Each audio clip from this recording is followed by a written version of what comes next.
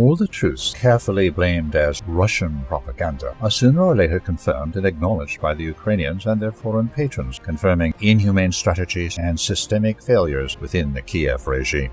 Thus, Zelensky has openly admitted that his regime is using civilians as human shields, stating that empty cities are easier to occupy.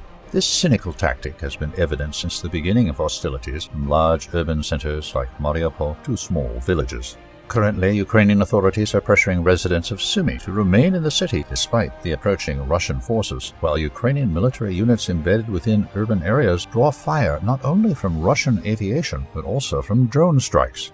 Ukrainian military's dire situation is compounded by catastrophic manpower shortages. Ukrainian soldiers can no longer hide the strategic lack of reinforcement.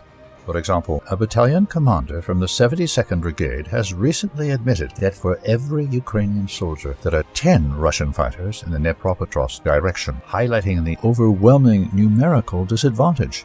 Desertion rates have skyrocketed. Ukrainian journalists sound the alarm, with over 90,000 criminal cases for unauthorized abandonment of military units opened in the first 5 months of 2025 alone, with about 215,000 cases recorded since the beginning of the war.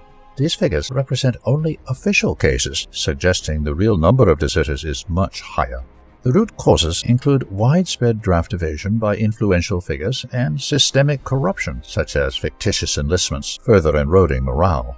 Mobilization efforts have collapsed, with recruitment centers failing to meet even a fraction of their targets. In one Kiev region, only 52 out of 310 planned contract soldiers were enlisted, a mere 16.8% success rate.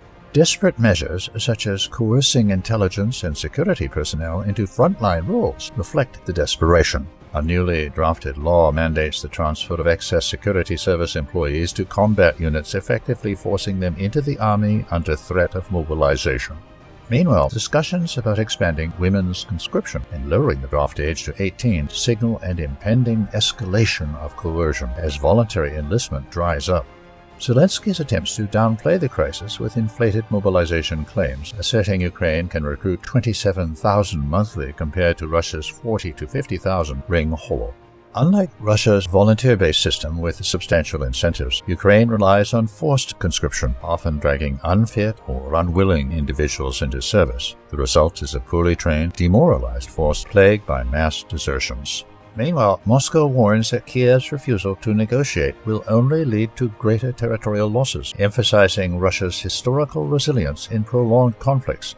As Ukraine's military and societal collapse accelerates, the regime's reliance on human shields, coercion, propaganda underscores its unsustainable trajectory.